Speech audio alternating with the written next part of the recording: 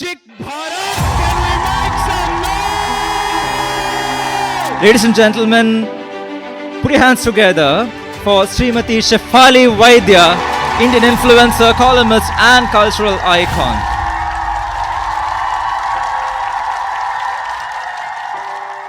Before we start the session, can all the Bharatiyas raise their hands? Nice. Raise your hands really high. Okay, thank you. You may lower your hands, but let's all of us who raised our hands, let's ask ourselves a question. Are we truly Bharatiya, or rather, do we truly understand the meaning of being Bharatiya? Do we know who a Bharatiya is, or what it means, and the dimensions of being a Bharatiya? To give us clarity on this particular subject, we have Shefali ji with us, who's going to give us clarity and an understanding of what it means to be a Bharatiya. We all know she's a writer, but she's also an enthusiast when it comes to textiles and saris, Indic art and Indic culture. She absolutely loves to travel. She loves to visit temples. In fact, she's back just from a visit to Himachal from a temple tour. So this session is going to be exciting and fun, and definitely we're going to have a question answer session where we're waiting for your questions as well. So we've been saying since the beginning of this camp to be there for Bharat, right?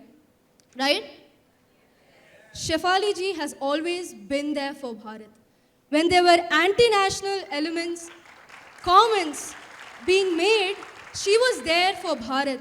When our culture was attacked, degraded, taunted, she was there for Bharat.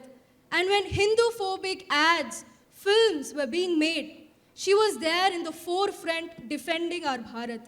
So there is no better person to give us clarity on this particular topic. So I hand over the session to you, ma'am. Hello. Hari Om. Shri Gurubhyo Namaha. It is a great honor for me, first of all, to be invited here, and I am grateful to Chinmaya Mission and Chinmaya Yuva Kendra for making this possible. Chinmaya Vibhuti is a wonderful place, and I've been here many times before. And there is a vibe to this place that you carry with you back home, wherever you are. I live about an hour away from here, so I can come here whenever I want to. But it's a wonderful, wonderful place. How many of you visited Chinmaya Vibhuti so far?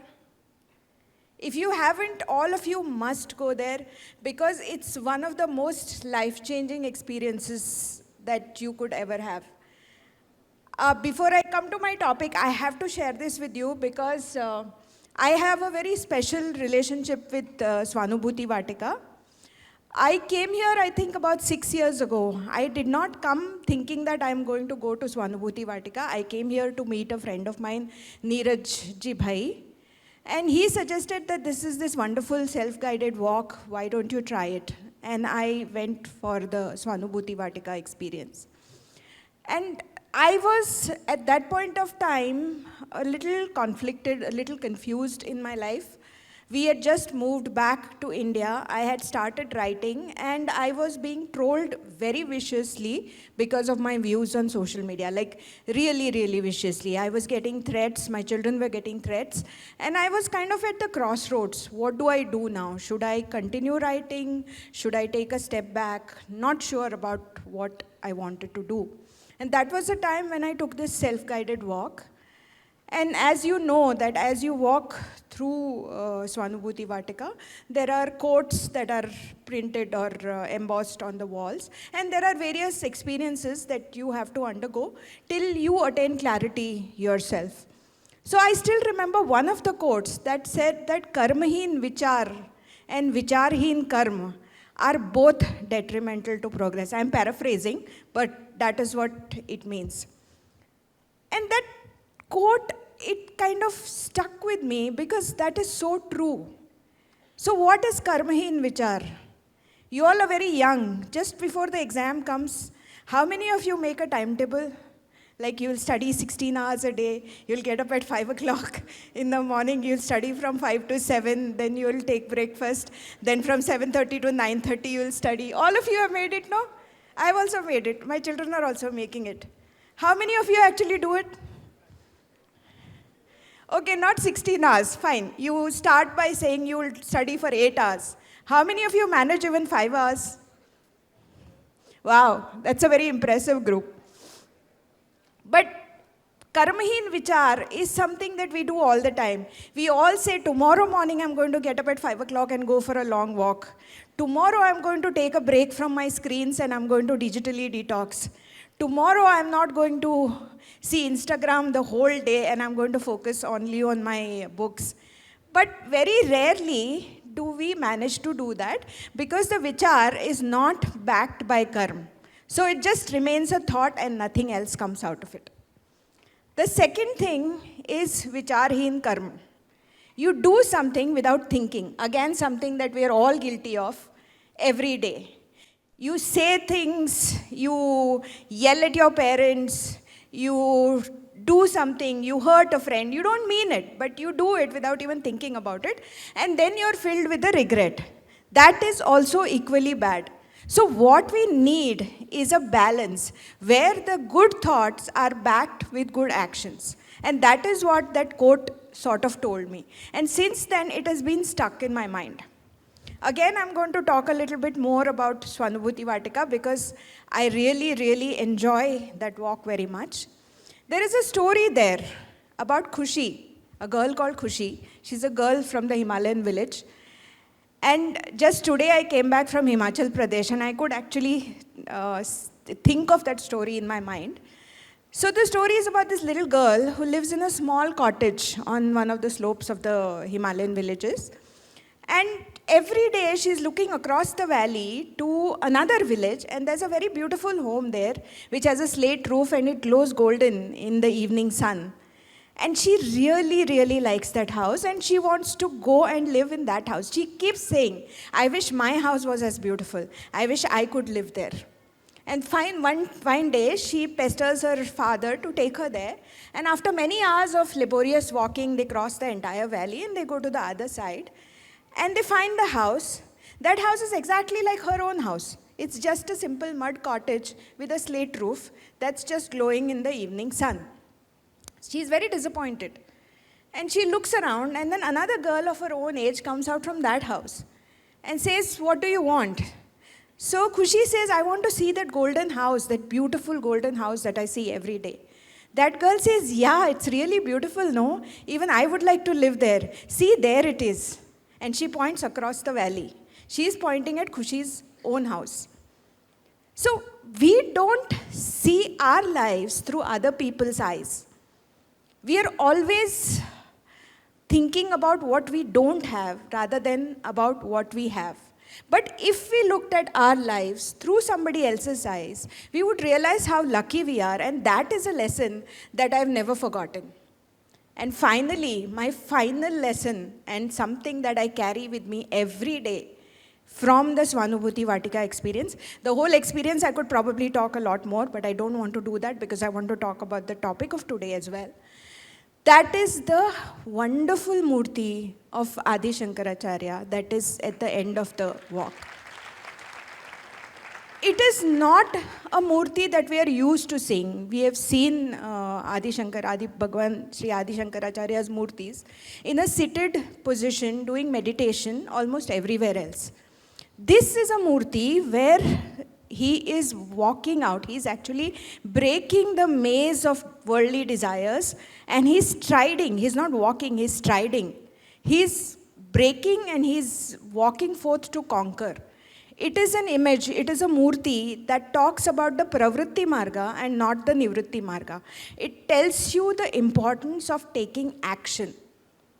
And it is only when we take action that we can #be there for anything or anyone. I loved the title of this conference because it implies action. It implies that you have to do something to be there for Bharat. So what does being there for Bharat mean? she asked a question, how many of you or who amongst you thinks you are Bharatiyas? And all of you raised your hands, and I was very happy to see that. But what does being Bharatiya mean, really? I am not here to give you gyan. I can't give you gyan. I can't give anybody gyan. I can't even give my children gyan who are of the same age that you are. But I'm going to share my experiences and what I have learned about being Bharatiya from my travels in this country. Swami Chinmaya ji had said, it's a very famous quote, that children are not vessels to be filled, they're lamps to be lit. It's the same thing about youth. And I am here in the hope that what I'm going to talk about will probably ignite a spark somewhere in a very small way. The most important lesson about being Bharatiya came to me in a traveling experience. I was traveling solo. I travel solo quite a bit, and I would suggest that's a wonderful way of knowing what being Bharatiya truly means, explore this country. So I went to this temple called Bhojpur. It's in Madhya Pradesh. It's a very beautiful temple built by Raja Bhoja. It's got a huge shivling, probably the biggest in India. And I had gone on a very hot summer afternoon. There was hardly anybody there. There was just me. There was a family that's come from Indore with a small toddler. And there was one old man from a nearby village who was sitting there and in meditation, and he was chanting something. I don't buy bottled water. I carry my reusable water bottle with me everywhere. So I carried my water bottle and I was taking pictures. So I just kept the water bottle down and I was roaming around. It was a very hot day and the toddler in the other family was very thirsty. So he saw the bottle and he came running to the bottle and he reached out to the bottle. He wanted to drink water. Suddenly his mother saw it and she came running behind him and she stopped him and she said, "Beta, ye mat lo, ye apna pani nahi hai." Before I could say anything, the villager there, he was an old man, probably in his 70s. He suddenly got up and he said, "बेटा ऐसे क्यों कहते हो? पानी अपना पराया नहीं होता, पानी तो पानी होता है." That is the essence of being Bharatiya, of sharing, of caring, of being inclusive, of respecting anything, every sentient being. We come from a country where we get up in the morning and we pray to Mother Earth and we tell her, "Padasparsham kshamasva me. If I touch you with my feet, please forgive me." We come from a culture where even today, a classical dance performance or even practice begins with the dancer touching the floor, touching the earth and saying, "Please forgive me because I'm going to stamp on you." We are from a country where kings and queens, when they want to show their might and when they want to showcase their wealth, they don't build Taj Mahals. They don't build mausoleums. They don't build huge palaces. They build water reservoirs. They build step wells.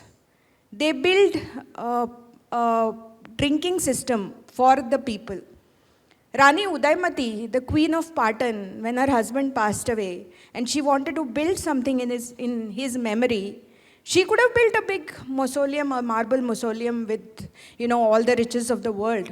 Instead, she chose to build a 5-storied stepwell that still exists in Patan. I don't know how many of you have been there. It's a World Heritage Site. But you can look it up on the internet. And when you see that stepwell, you're amazed that it's actually an inverted temple. Like temples go from 1st story to 5th, this actually goes from 5th story all the way down. And where there is water, there is a murti of Sheshashayi Vishnu, a beautiful murti. It is a temple. It is a temple that is not a temple. It is a temple that is meant to provide succor. It is a temple that is meant to provide water to the people of this country. We live in such a culture. That is what being Bharatiya means. Being Bharatiya also means taking actions for a cause or for a value that you believe in. Swamiji, Param Pujya Chinmaya ji has said that even renunciation can earn you moksha, and even action can earn you moksha. I'm paraphrasing again, but I have the exact quote. But out of the two, renunciation through action is better because you are actually making a difference. And that is what being Bharatiya means. In my own way, I have started doing that because I felt that my gift was writing, my gift was getting my message across, and my gift was talking about the civilizational greatness of this country, of its history, of its culture. And culture is not just what you worship. Culture is what you eat. Culture is what you wear. Culture is what you talk. Culture is what songs you listen to. Culture is what books you read. And we have such a huge and diverse culture, which is all encompassing, because at the same time, in this country, we have people who are worshipping Shakti, and in a very forceful way, and animal sacrifices are done. And at the same time, we also have people who do bhakti and who do not even eat onion and garlic. And both of these upasana paddhatis, they actually exist side by side. So if somebody is telling you that you are not diverse enough, if somebody is telling you that you are not inclusive enough, you can laugh in their face. Because nobody, no other culture, no other civilization is as inclusive as Bharat has been, as Bharat is, and as Bharat will be.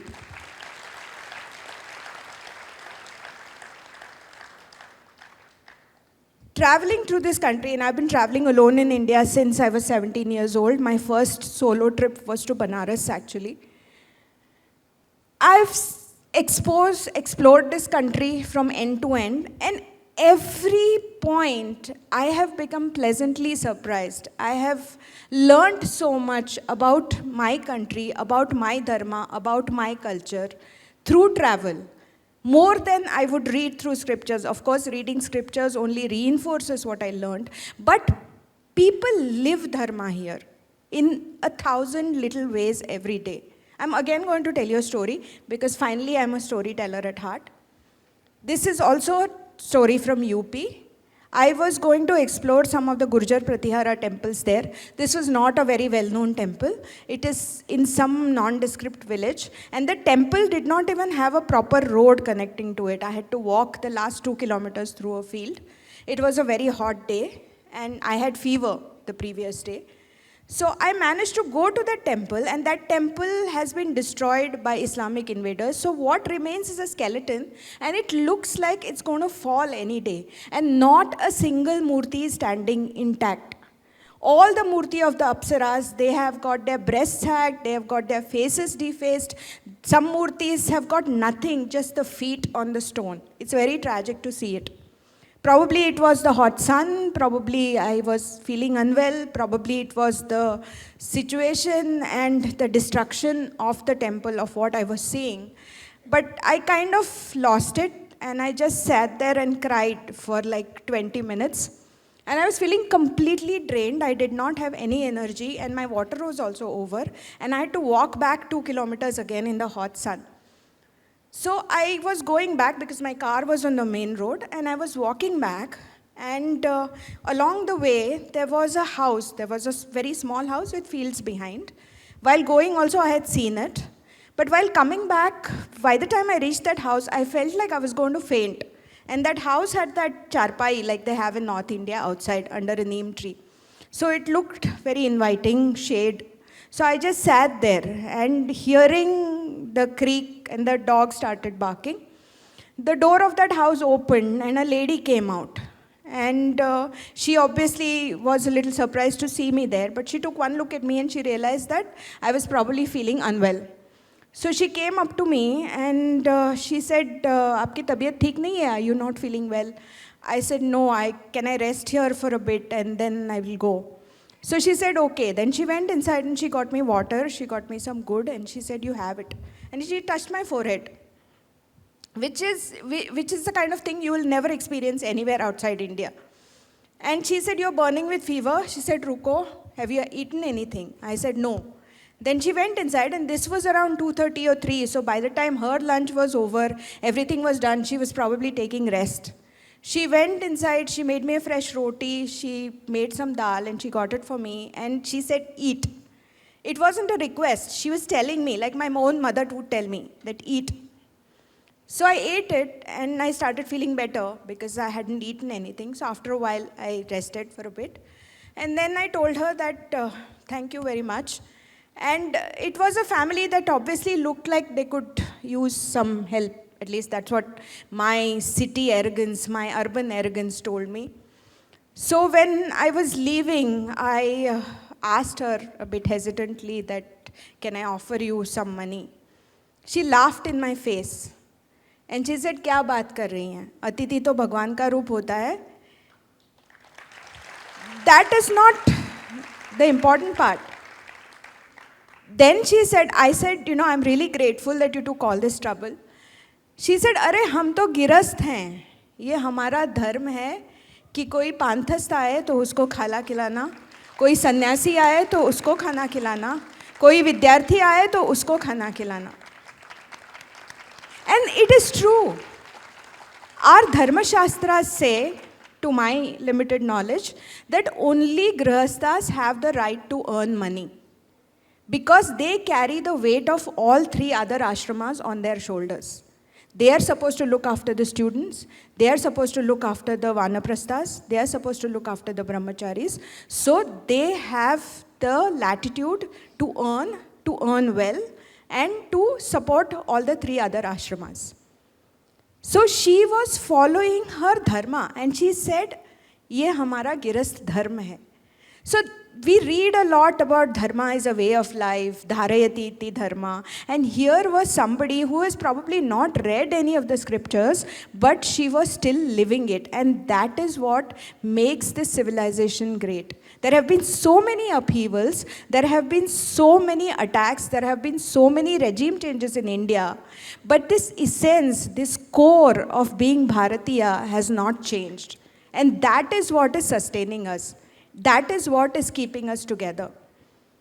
You guys are probably in first year, second year of college, probably even younger. It's very tough being you these days. And I say that in all honesty, because my children are 17 years old. And I know what it is like to be 17. There are too many pressures, there are too many conflicts. You have your pressure of your studies, your parents are telling you something at home, your school books are telling you something completely different. Your peers are telling you something completely different. And the internet is telling you something that is totally different. At every point, there will be forces that will tell you that your way of life is not good enough, that your dress is not good enough, that your bindi is not good enough, that when you wear flowers in your hair, that is a sign of being backward. Eating by your hands is a sign of being backward. Eating barefoot is a sign of being backward. And that is the image, or those are the messages that are being told to you through media, through films, through multiple other sources. It's easy to get confused. It's easy to feel conflicted. It's easy to feel a little unsure of yourself. So what do you do in such a situation? The answer to this is very simple. Keep faith. Keep faith in what? Don't you want to ask me? Keep faith in your parents above everything else. Keep faith in your sanskaras. Keep faith in your family. Keep faith in your guru. Keep faith in your country. Keep faith in your culture. And above everything else, keep faith in yourself.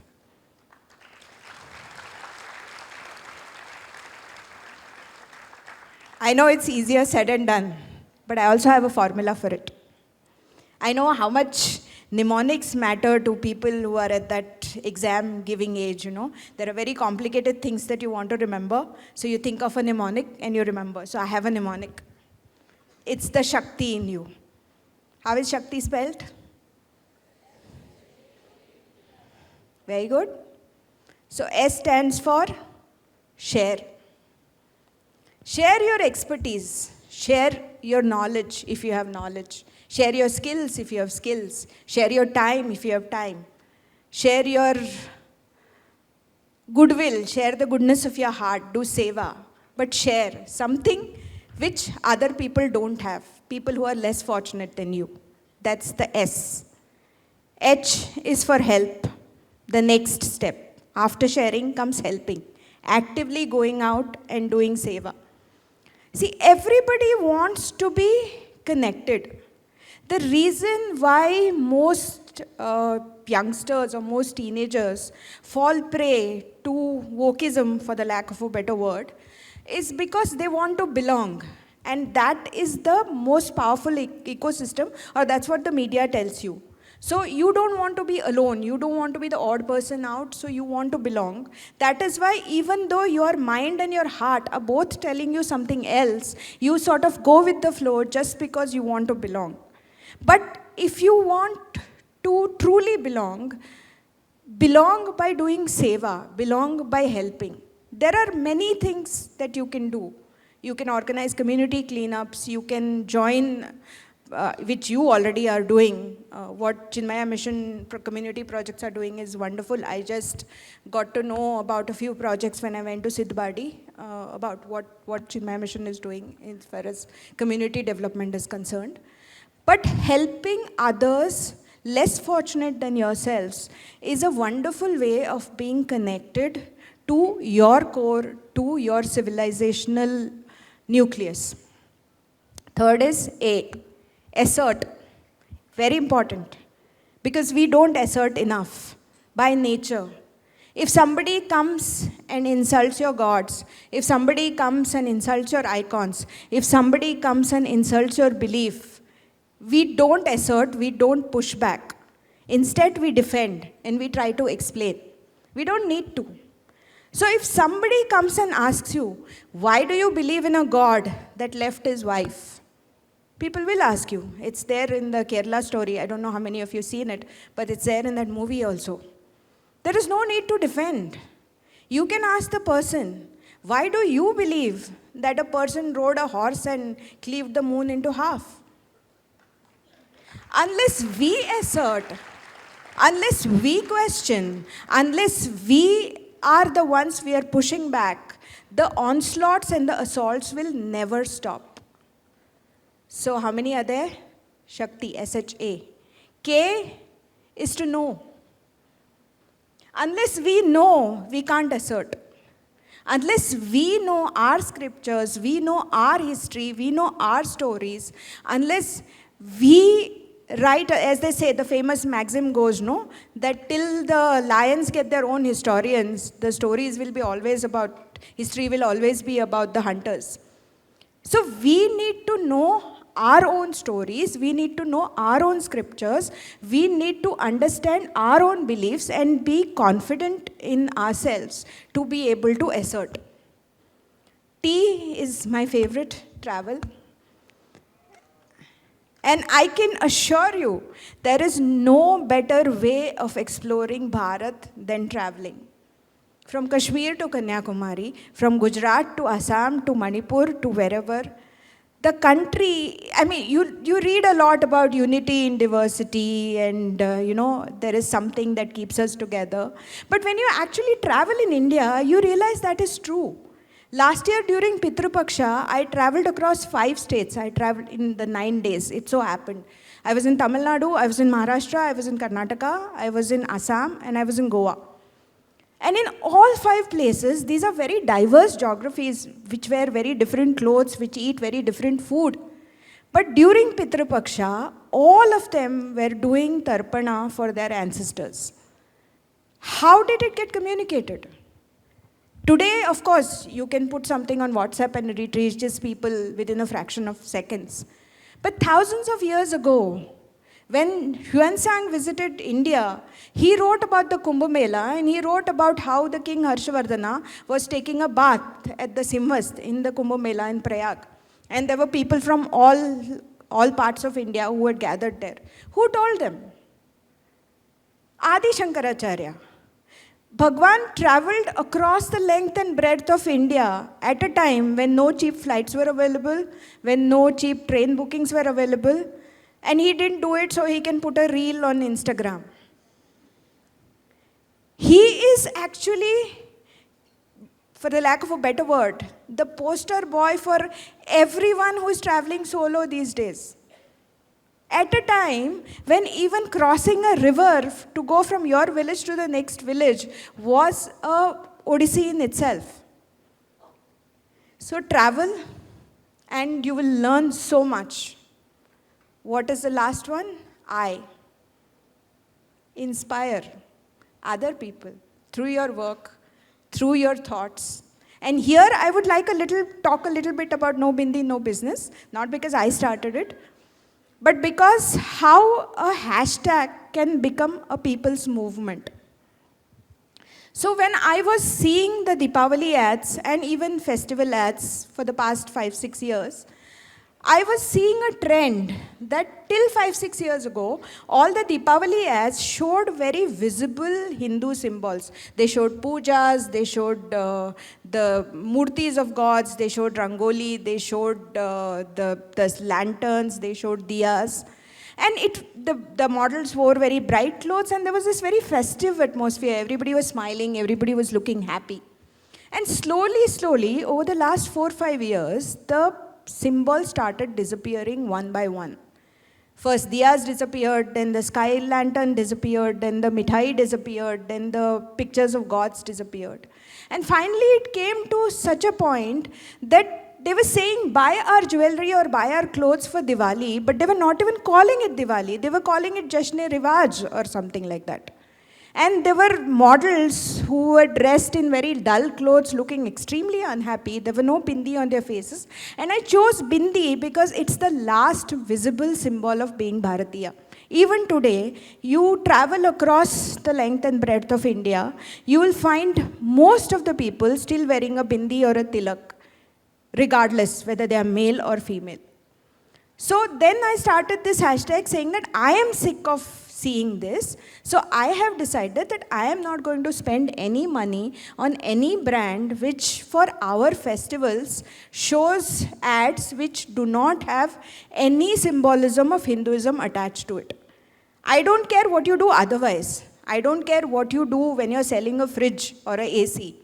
But if you're doing it for Diwali and saying that buy my AC because it is Diwali, buy my jewelry because it is Akshaya Tritiya, buy my clothes because it is Ganesh Chaturthi, then you have to show respect to my symbols and my religion and my culture. It's very simple. If you want my money, if you want Hindu money, then respect Hindu symbols and traditions.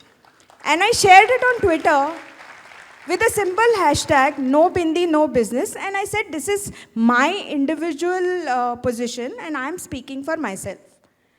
But it got caught so much that in 2 days, the hashtag got shared more than 50,000 times in just 2 days. There were brands that changed their campaign. Their ads were already out and they didn't have bindis like Reliance Trends. They actually photoshopped the bindi and re-showed the ad again. And if you see this year's Diwali or even Akshaya Tritiya ads, you can see that even big brands, I won't name all of them, but even big brands have ensured that there is, it may be white bindi, it may be invisible bindi, it may be this tiny, tiny little bindi, but there is a bindi. And this succeeded only because I could inspire other people. I'm not saying this because I did it. I didn't do anything. An individual cannot change things. But the society stands by you if they feel that you have credibility and you have the ability to inspire. So the last I is for inspire. Now I will leave the floor open for question and answers. But I'm going to end with a quote by Swamiji. Growing youth determined to reach their goal, sure of their dignity, consistent in their endeavors, proud of their cultural background, can alone bestow upon a growing country the status of a nation. So be there for Bharat, but most importantly, be there for who you are. Be there for yourselves. Thank you.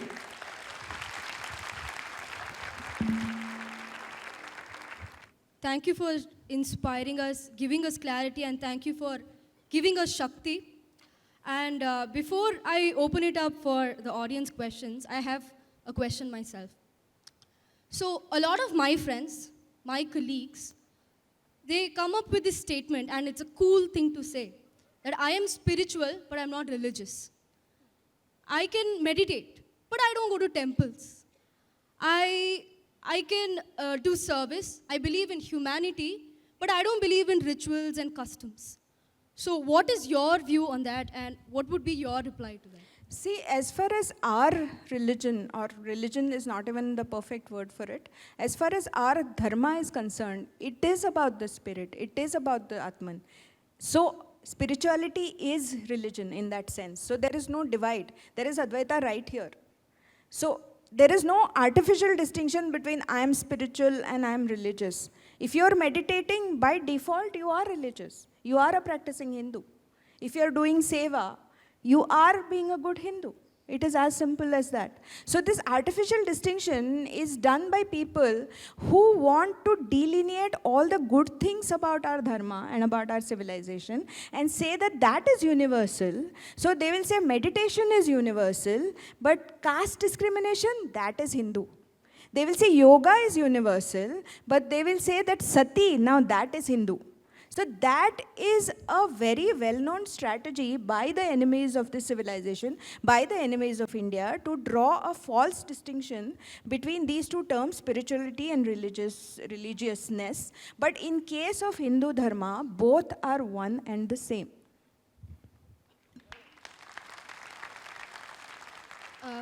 Thank you, ma'am. One last question, and we'll go for the audience. About feminism, right? The understanding of feminism today is based on a Western understanding. The very preaching of the Western world of feminism to India is absurd in itself. But unfortunately, an empowered woman is equated with someone who has successfully adopted Western culture, Western way of thinking, and Western value system. So my question to you is, what according to you would be an empowered Bharatiya woman? I think I am one.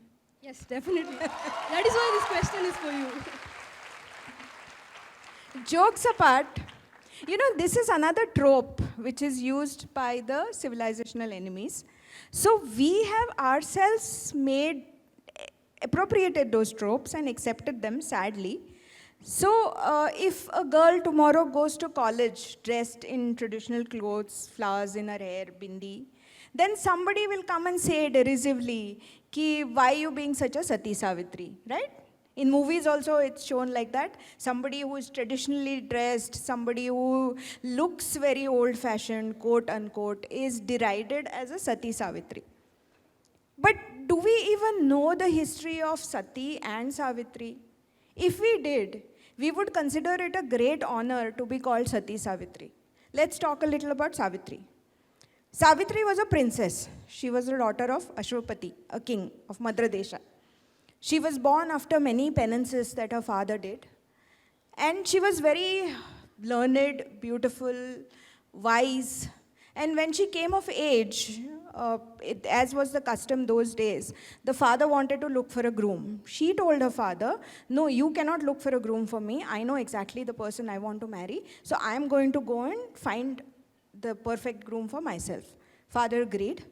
She went, she scouted, she found Satyavan, who was also the son of a king, Dyumatsena, but he was in exile. The king was in exile, so the family was living in a forest. They didn't have any money. He was just a penniless pauper.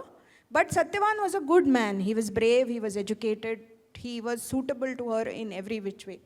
So she came home and told her father that I want to marry this man. At that point of time, sage Narada had come to visit her father, and he said she's making a very bad choice. So father said, why?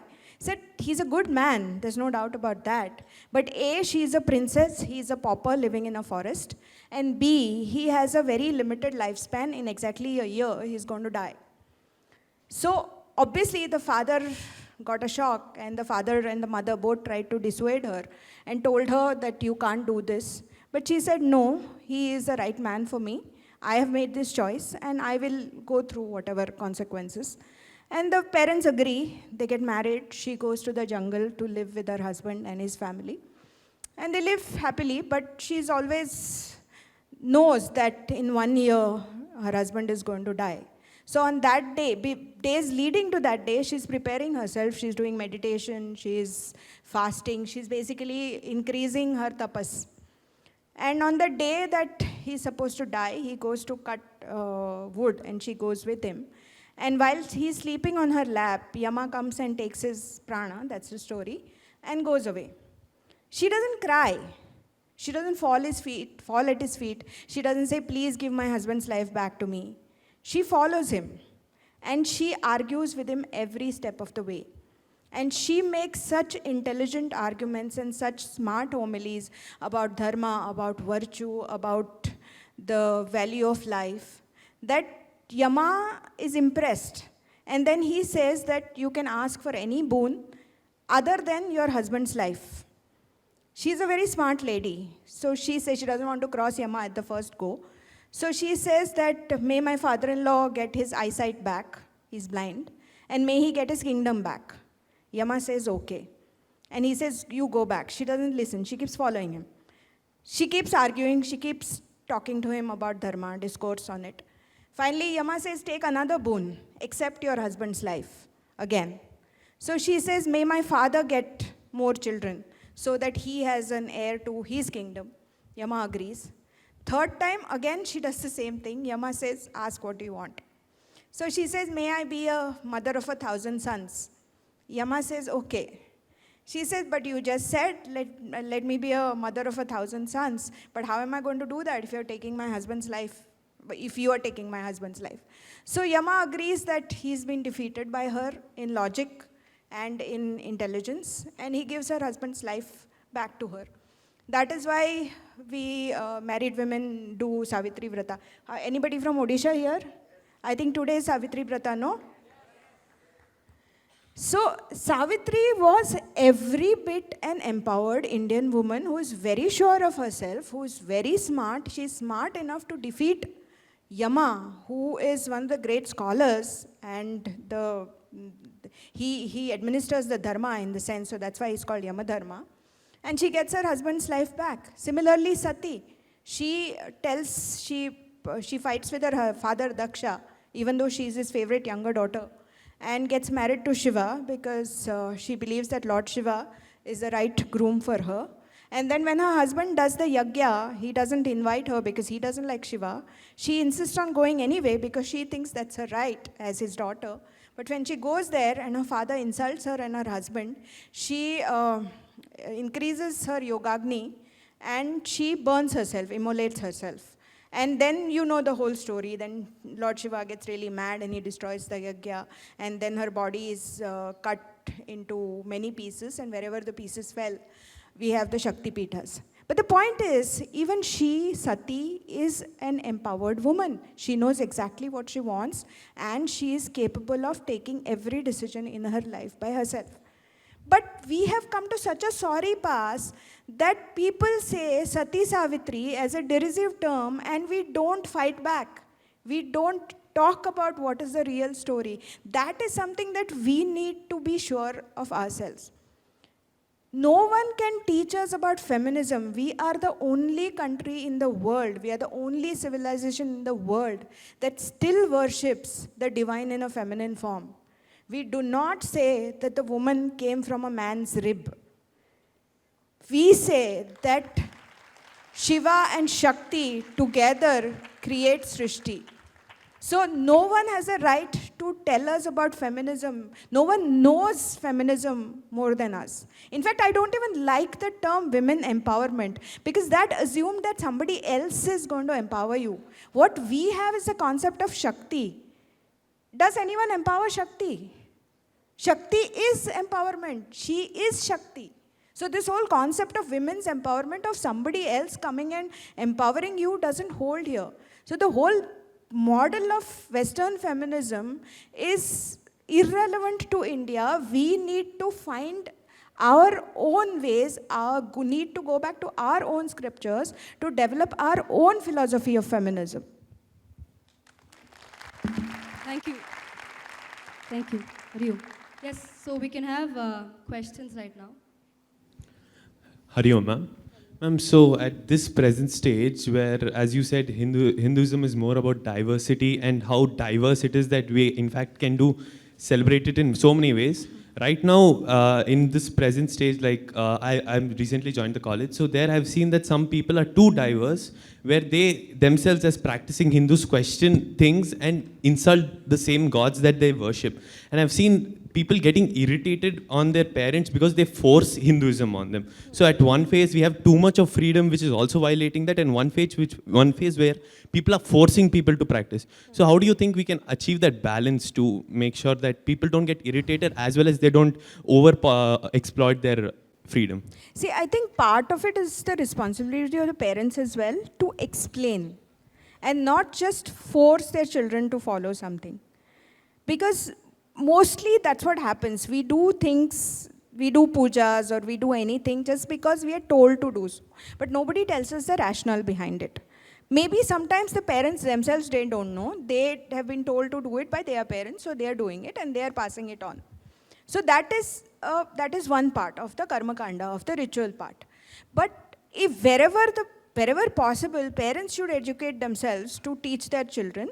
But if that bus has already left the station and you are at that stage where you are conflicted, that you have been following certain rituals, but you don't know what they mean, then it is up to the curious person like yourself to know more about why we follow certain rituals, why we do certain things in a way. Many things in our religion, many of the stories are symbolic. They are not to be taken literally. They have a deeper meaning behind it. And there are so many gurus or so many thinkers who have written commentaries, who have written books about explaining the symbolism behind Hinduism. In fact, if I'm not mistaken, there is a very good book on symbolism in Hinduism by Chinmaya Mission Publications, right? I have read it.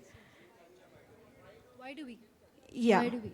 So books like this are a good starting point to know about what is going to happen. In fact, right now, I don't know how many of you have seen the Kerala story. So the lady who's being interviewed every day on television, Shruti of Arsha Vidya, she had written a book about her own journey from, being converted to Islam and then coming back. So one of the things she said was exactly what you were saying. She's saying that I found it easier to get lured to the other ideology because I was never explained the rationale behind what I was doing and why I was doing that, which is why it's very important to know more. And there are resources now available. If your parents explain to you, nothing like it, but if they are not able to because of whatever limitations, I think all of you are smart and aware enough to find answers to this. And what you can do is you can educate your peers. You can tell your peers whenever there is a question like that, you can explain the rationale behind it. Thank you. One from this side. Good evening, ma'am. Hari Om. My question is that I have actually two simple questions for you. One is that you voice out a lot of criticisms and queries that mostly all girls and teenagers we have. So first of all, who is your role model? Who is your role model, ma'am? And second of all, do you have any advice for us, especially as girls? My role model is my father, who taught me how to be fearless.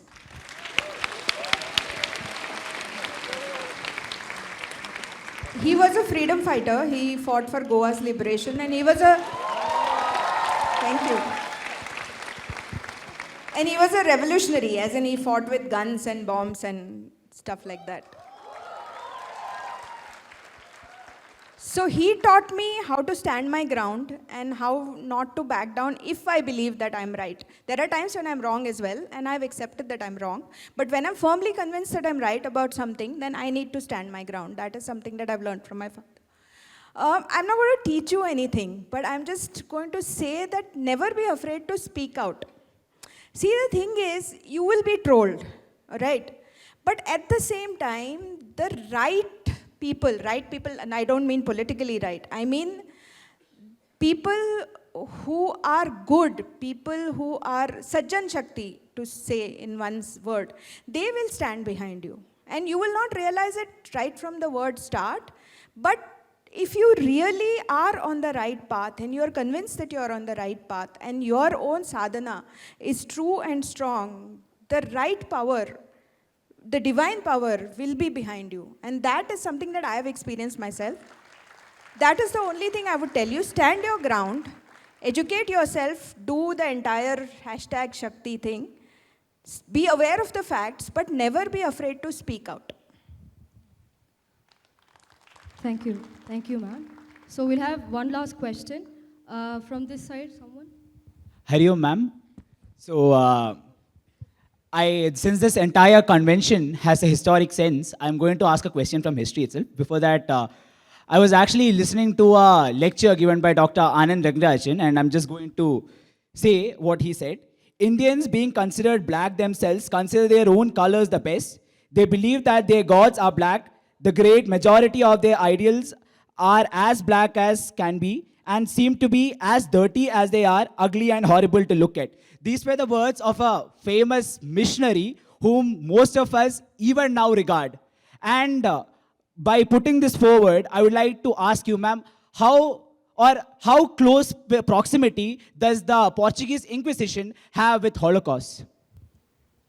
It is the same. There is no difference between the scale of the Holocaust and what happened in Goan Inquisition. The words that you quoted are words by Xavier. I don't call him saint, but he said even worse things.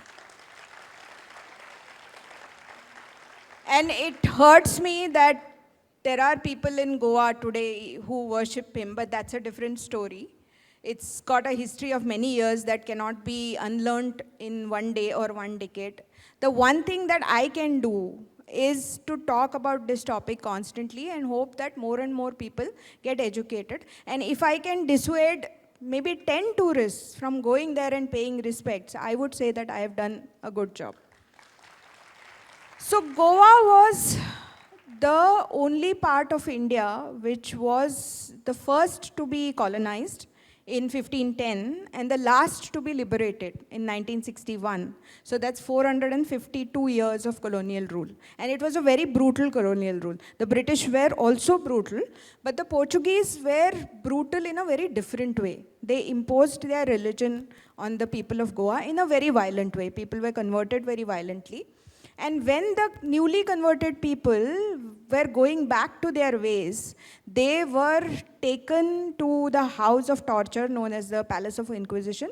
And there were horrible tortures, really horrible tortures. I have a full talk on Goa Inquisition on YouTube. If anybody is interested, you can look it up. You can search for Shefali Vaidya and Goa Inquisition and you'll find it. But the tortures were really horrible. And the final torture was actually burning the heretic alive in a public ceremony. And there were many of these ceremonies like auto da fe, they were held in Goa over this period of 400 odd years. So on the scale of Holocaust, it is the same thing as Holocaust. Unfortunately, the Israeli people have kept the memories and the pain of Holocaust alive, but unfortunately, we haven't managed to do so. That is on us. Because we have very short memory and we don't want to talk about the most painful parts of our history, however true they are.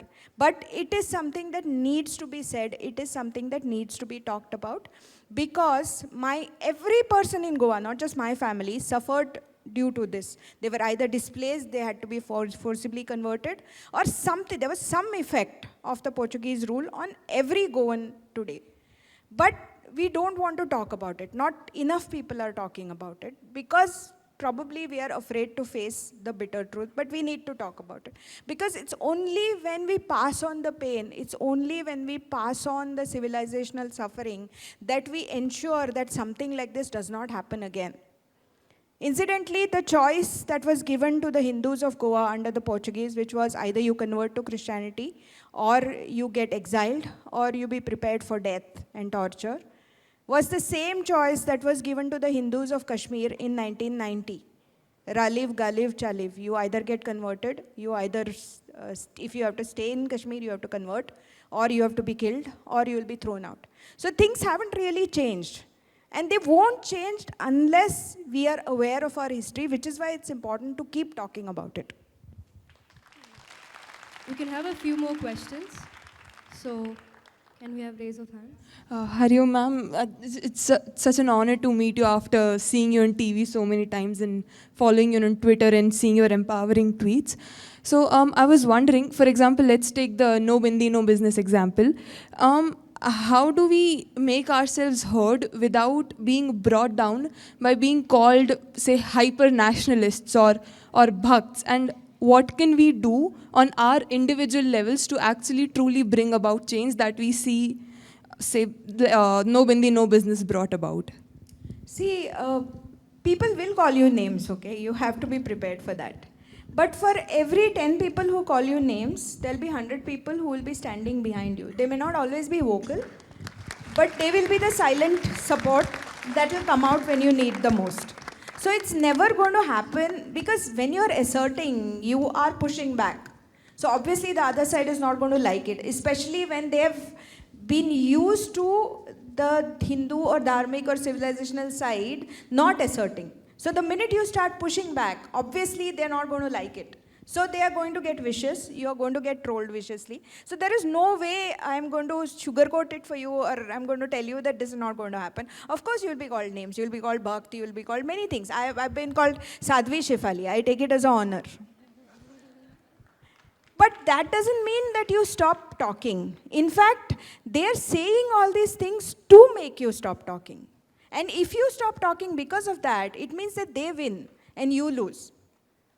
So, which is why it's important for you to assert yourself. Secondly, what can you bring about change on your individual level?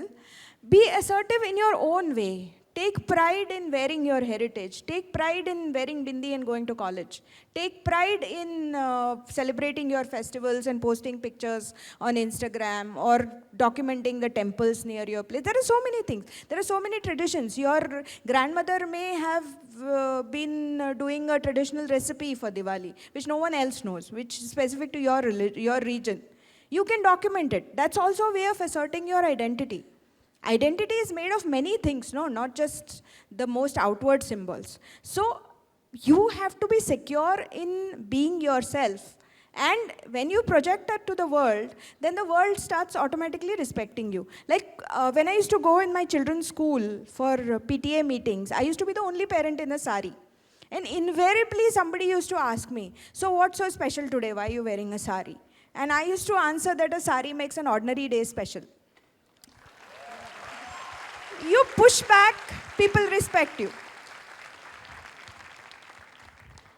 Okay, at the back. Someone at the back. There. Hello.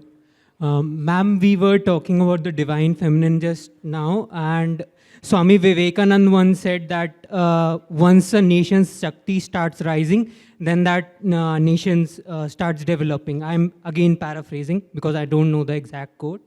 As a man, I would like to ask a woman that what is the contribution of female energy towards society?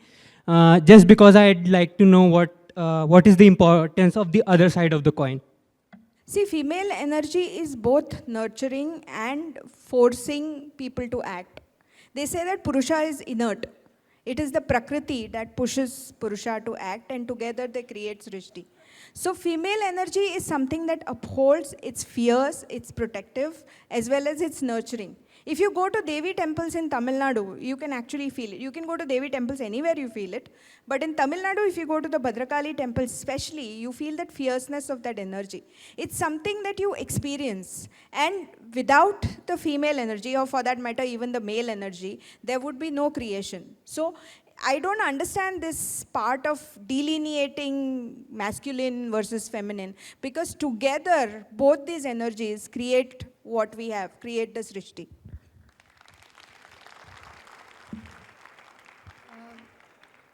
Anyone on this side? Hari Om, ma'am, and thank you so much for sharing some beautiful anecdotes from your journey.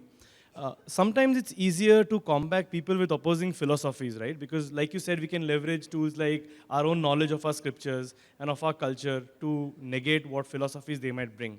But how do you combat indifference? Because I feel that's a bigger threat to our culture. You're very right, actually. It's apathy that is the greatest threat, and indifference. That you can change only one mind at a time. There will never be that one person coming, one messiah coming. That is not our style. And giving a message and masses of people following that messiah. It's a slow journey, it's a painful journey, but it's a journey that can be done one mind at a time. So if you feel that your friend is the one who is indifferent, and you have that kind of leverage or that kind of equation with that person, then it is upon you to have that conversation, to invite that person maybe to visit festivals, to visit temples, to see the beauty, to travel and to explore the country and its heritage and history through travel. And it can only be done slowly, it can only be done one person at a time. There are no easy solutions. Okay, we'll have one last question. Yeah, the one at the back. Hello, ma'am. I have two quick questions. The first one is pertaining to your earlier spirituality answer. So, like, as you said, like, if we are meditating, you are saying that we are also religious.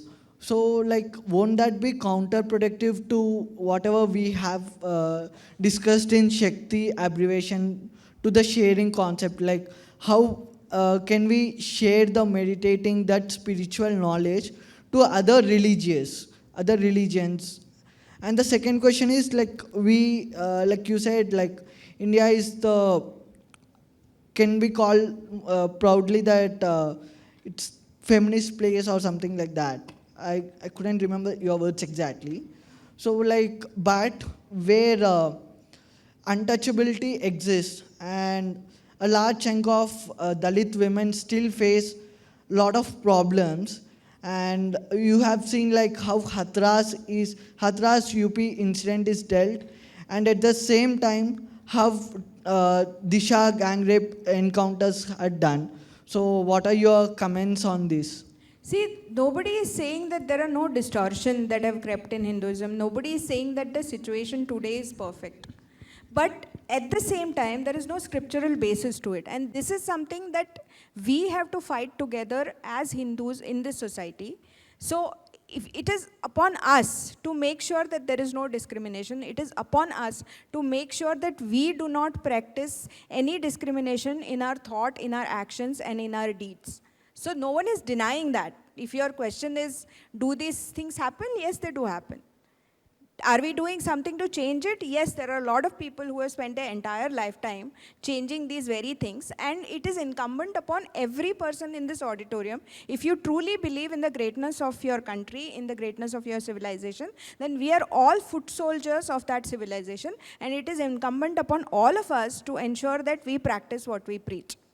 Your previous question was, how do we share the good religious practices or spiritual practices of Hinduism with other people, right? So the enlightened people in other religions are already doing it. You go to the US, you go to Europe, you will find that most of the very highly educated people have already incorporated yoga in their life. They've already incorporated vegetarianism in their life. They've already incorporated meditation in their life. So that is already happening. But again, as Param Pujya Swami Chinmaya National said, and that I have heard Swami Swaroopananda also say it, and Swami Paramatmanand also say it, that our mission is to convert Hindus to Hinduism first, and then others. Thank you, ma'am. So we'll conclude the session. Thank you so much, ma'am, for inspiring us, giving us so much clarity. Can we have another round of applause for her? You told us that being Bharatiya is to learn about a culture, to actively try to be aware of what Bharat is, being Bharatiya is, to assert on it, to act and be there for Bharat, and also to always wear a bindi and practice our culture. Shefali ji, you gave us Shakti. Allow us to reciprocate with a mnemonic. S for sure, H for headstrong, E for erudite, F for free-spirited, A for articulate, L for lit, and I for inspiring. Thank you very much. May I invite Brahmacharini Usha Chaitanya from Chinmaya Mission Siddipet to felicitate Smt.Shefali Vaidya for that illuminating presentation.